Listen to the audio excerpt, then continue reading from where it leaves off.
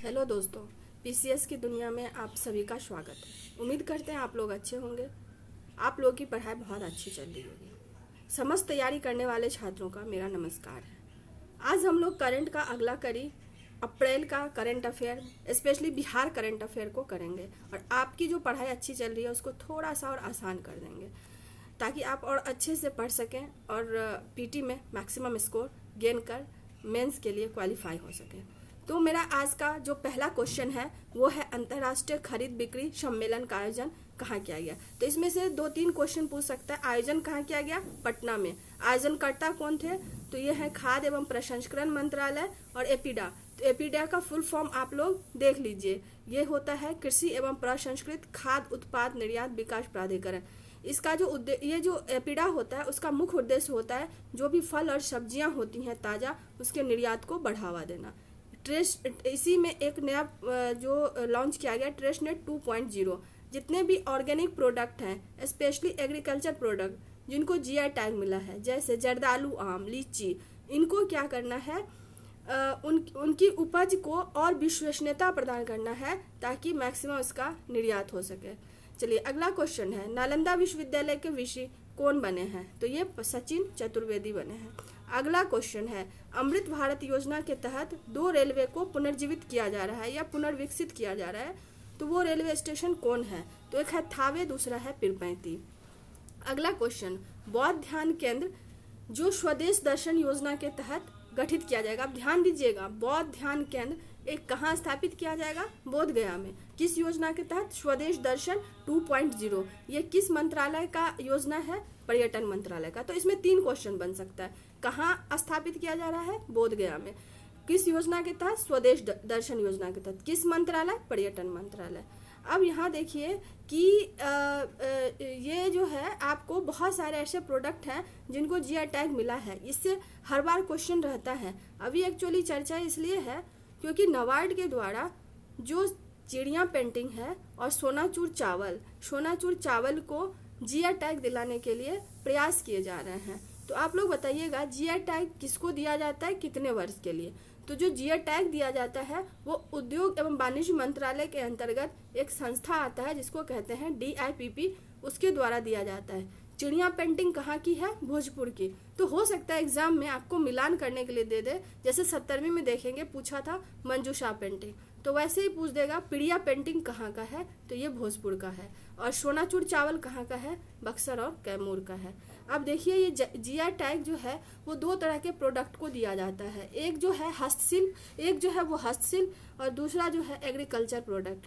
तो agriculture product में पूछ देगा किसको नहीं दिया गया है। तो जर्दालू आम, शाही लीची, कतरनी चावल, मिथिला मखान, मिर्चा चावल, सिलाव खाजा।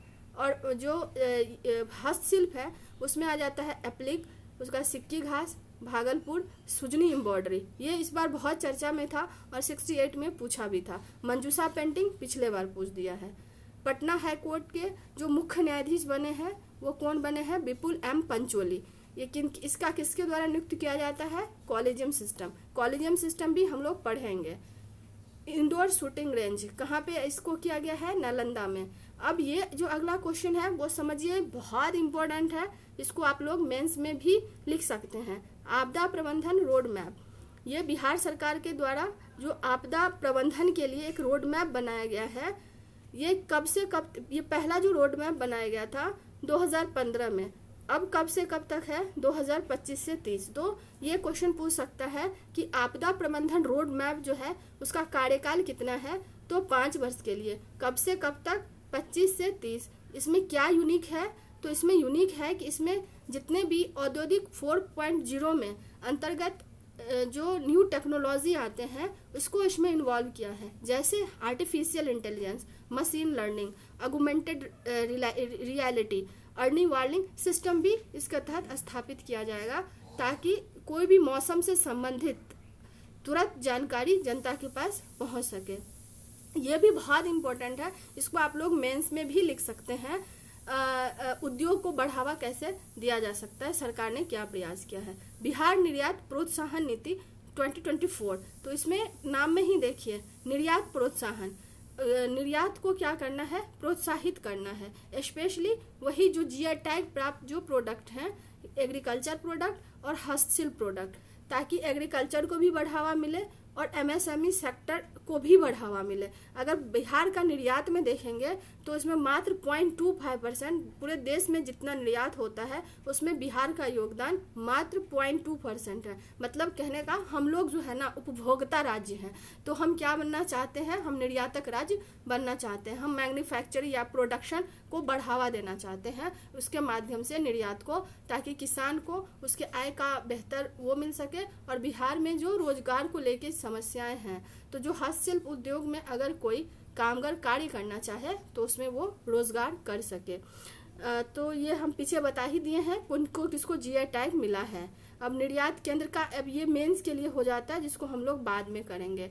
अब ये देखिए, ये झारखंड और बिहार का पहला जो है वो आयकर फोरेंसिक लैब है। उसका नाम पूछ देगा, जो फॉरेंसिक लैब गठित किया गया है झारखंड और बिहार में, उसका क्या नाम है, तो डायल का। क्योंकि अब देखेंगे अभी हर चीज़ हम डिजिटली कर रहे हैं, तो जो डिजिटल दस्तावेज होता है उसमें बहुत ज़्यादा चुनौतियाँ आ रही हैं। तो उस चुनौती से निपटने के लिए आयकर डिपार्टमेंट के द्वारा एक योजना शुरू किया गया है जिसका नाम है डायल 1। डायल 1 का क्या मतलब है, डी से डिजिटल, आई से इंटेलिजेंस, ए से एनालिटिक्स एंड लैब, मतलब फॉरेंसिक लैब गठित किया गया है आयकर विभाग के द्वारा। और बिहार और झारखंड का ये पहला लैब है फॉरेंसिक, और इसका नाम क्या है, डायल 1। अगला क्वेश्चन देखिए, एशिया कप हॉकी प्रतियोगिता, इसका आयोजन कहाँ किया गया, राजगीर में। ध्यान एवं अध्ययन केंद्र, ध्यान एवं अध्यात्म केंद्र, ये भी बहुत इंपॉर्टेंट है। जितना भी सेंटर बता रहे हैं उसको अलग बहुत ध्यान से सुनिएगा, उससे एक क्वेश्चन तो आना है। तो ये कहाँ गठित किया जाएगा, ध्यान मतलब ध्यान में आप है कि योगा को और अध्यात्म को क्षेत्र को बढ़ावा देने के लिए इसके माध्यम से हम लोग पर्यटन को बढ़ावा देंगे। और जो भी विदेश के लोग यहाँ आए तो उनको हमारी जो संस्कृति है और उसकी जो एक कहते हैं ना सॉफ्ट पावर को, इसके माध्यम से हम बढ़ा सकते हैं। और हम अपना पर्यटन को बढ़ावा देंगे, और पर्यटन को बढ़ावा देंगे तो उससे रिलेटेड जितने भी सेक्टर हैं उनमें रोजगार बढ़ेगा। रोजगार बढ़ेगा तो बिहार का पर कैपिटा इनकम बढ़ेगा और बेरोजगारी की दर कम होगी। तो इसको किस योजना के तहत किया जा रहा है, स्वदेश दर्शन योजना के तहत। इसको किस आधार पर डिजाइन किया जा रहा है, तो बौद्ध वास्तुकला केसरिया स्तूप। केसरिया स्तूप कहाँ है आप लोग बताइएगा। इसका नोडल एजेंसी कौन है जो इसको बनाएगा, ध्यान एवं अध्यात्म केंद्र, वो है बिहार राज्य पर्यटन विकास निगम लिमिटेड। इसका टैगलाइन क्या है, विशफुल बिहार। ध्यान दीजिएगा, एकदम जो जो हम शब्द बोलते जा रहे हैं आप लोग बारीकी से ध्यान दीजिएगा, क्योंकि एग्जामिनेशन हॉल में जब क्वेश्चन आएगा तो आपको लगेगा कि जब वो सुने थे काश अच्छे से सुन लिए होते। तो ये किसके द्वारा, ये देखिए ध्यान एवं अध्ययन केंद्र कहाँ स्थापित किया जाएगा, पहला बोधगया में। दूसरा किस योजना के तहत, स्वदेश दर्शन योजना के तहत। इसको डिजाइन किस आधार पे किया गया है, केसरिया स्तूप के आधार पे। नोडल एजेंसी कौन है, बिहार राज्य पर्यटन विकास लिमिटेड। इसका टैगलाइन क्या है, विशफुल बिहार। अब ये बहुत इंपॉर्टेंट है, बुद्ध सम्यक सह स्मृति स्तूप। ये आप लोग पढ़े होंगे, जब बुद्ध टॉपिक पढ़ते होंगे उसमें पढ़े होंगे कि कैवल्य की प्राप्ति के लिए बुद्ध ने जो है अष्टांगिक मार्ग दिए थे, जिसमें सम्यक ज्ञान, सम्यक दर्शन। तो वही सम्यक जो है दर्शन सह स्मृति स्तूप का निर्माण किया जा रहा है वैशालीगढ़ में। तो पूछ सकता है कि बुद्ध सम्यक दर्शन सह स्मृति स्तूप का गठन का जो निर्माण है वो कहाँ किया जा रहा है, तो ये वैशाली में। कहाँ, वैशाली में। अब यहाँ देखिए उड़ान योजना, आप लोग बताइएगा शुरू कब किया गया था। इसका उद्देश्य क्या था, पूरे देश का आम नागरिक, मतलब पहले जो एविएशन सेक्टर होते थे एरोप्लेन से जो है वो जिनकी पर कैपिटा इनकम बहुत ज़्यादा होती थी वही लोग उड़ सकते थे। तो मोदी सरकार के द्वारा एक योजना लाया गया, आम जनता भी जो चप्पल पहनते हैं वो भी हवाई जहाज पे बन सके। कहने का मतलब जो इसका टिकट का कॉस्ट है वो इतना मिनिमम हो। तो ये बिहार में 7 ऐसे शहर हैं जहाँ पे नया मतलब ग्रीनफील्ड हवाई अड्डा बनाया जाएगा। बिहार ये भी बहुत बहुत इम्पोर्टेंट है, क्योंकि बजट में ये प्रावधान किया गया था कि ठोस कचरा और प्रबंधन क्लस्टर बनाया जाएगा, जिसके तहत बिहार का पहला ठोस कचरा प्रबंधन क्लस्टर का निर्माण कहाँ किया गया है? पटना में। ये किस मॉडल पे है? पब्लिक प्राइवेट पार्टनरशिप मॉडल पे। इसमें क्या होगा? ऊर्जा संयंत्र का स्थापना किया जाएगा जो है, उसके बाद बायोमिथिफिकेशन किया जाएगा, कंपोस्ट प्लांट बनाया जाएगा और सैनिटरी लैंडफिल बनाया जाएगा, ताकि कचरा का, कहते हैं ना, वेस्ट टू वेल्थ, मतलब कचरा से हम धन का उत्पादन कर सके। अगला क्वेश्चन भी बहुत इंपॉर्टेंट है। महिला कबड्डी विश्व कप 2025 का आयोजन कहाँ किया गया? राजगीर में। तो क्या ये बिहार का पहला कबड्डी विश्व कप का आयोजन किया गया था? नहीं, इससे पहले और किया गया है। कब? 2012 में। कहाँ किया गया था? पाटलिपुत्रा कॉम्प्लेक्स, जहां इस बार खेलो इंडिया यूथ गेम का भी आयोजन किया गया है। हाँ दोस्त, खेलो इंडिया यूथ गेम को हम लोग एक बार अलग से करेंगे और पूरे समग्रता के साथ करेंगे, क्योंकि वो पीटी के लिए भी इम्पोर्टेंट है, मेंस के लिए भी और एसए में भी वो इम्पोर्टेंट होता है, जो उसके शुभंकर है जैसे गज सिंह। तो उसके बारे में उसमें एक एक चीज़ को हम लोग करेंगे। अगला जो क्वेश्चन है वो है macro small enterprises cluster development. तो ये इसका उद्देश्य है, जो एमएसएमई सेक्टर है उसमें माइक्रो यानी सूक्ष्म और लघु जो उद्योग होते हैं उनका औद्योगिक केंद्र को स्थापित करना। तो इसके तहत 3 जगह क्लस्टर बनाए जाएंगे। क्लस्टर का मतलब होता है कि जितने भी उसको चाहिए होता है उसके विकास के लिए सब कुछ जो है एक ही स्थान पे उपलब्ध करा दिया जाएगा। तो 3 क्लस्टर बनाया जाएगा, जिसमें दरभंगा, सहरसा और मधेपुरा। आप लोग इस तरह से बिहार का मैप बना के मेंस में भी लिख सकते हैं। बिहार में अप्रैल में 2 ऐसे कार्य हुए हैं जिसका गिनीज वर्ल्ड में रिकॉर्ड हुआ है। उसका जो रिकॉर्ड है वो उसकी जो वो होती है प्रतिकृति, वो किनको सौंपी गई है? नीतीश कुमार माननीय हमारे मुख्यमंत्री जी को। तो पहला जो है वो पटना में पद्मश्री जो ज्ञात बउआ देवी हैं, मधुबनी पेंटिंग की एक ख्याति प्राप्त महिला हैं। इनके तत्वाधान में, इनके निर्देशन में विश्व का सबसे बड़ा मिथिला पेंटिंग बनाया गया। ध्यान दीजिएगा, किन 2 चीज़ों के लिए मिला है गिनीज वर्ल्ड में रिकॉर्ड? बिहार के 2 चीज़ों को मिला है। तो पहला है मिथिला पेंटिंग, विश्व का सबसे बड़ा मिथिला पेंटिंग बनाया गया है, और ये किसके तत्वाधान में? बउआ देवी के। कहाँ पे? पटना में। दूसरा क्या है? महामोधी जो मंदिर परिसर है बोध गया, वहाँ पे 375 भिक्षुओं के द्वारा सिंगिंग बॉल बजाकर वर्ल्ड रिकॉर्ड बनाया गया। बताइए कि एक साथ एक धातु का एक पित्तल टाइप से वो होता है, जैसे झाल टाइप से कहते हैं, एक साथ 375 भिक्षुओं ने बजाया। ये अध्यात्म की दृष्टि से बहुत ही इम्पोर्टेंट होता है। विरासत वृक्ष मतलब है कि जो 250 साल पुराने वृक्ष हैं, 50 साल पुराने वृक्ष हैं, ऐसे वृक्षों को बिहार राज्य जैव विविधता परिषद द्वारा विरासत वृक्ष का दर्जा दिया गया है, और ये बिहार में पहली बार हुआ है। इसमें टोटल कितने वृक्ष को विरासत वृक्ष बोला गया है? 14 पेड़ को। ये आप लोग जब ऐसे लिखेंगे पर्यावरण वाला, उसमें भी इसको कोट कर सकते हैं। सुजनी आर्ट तो देख ही लिए थे।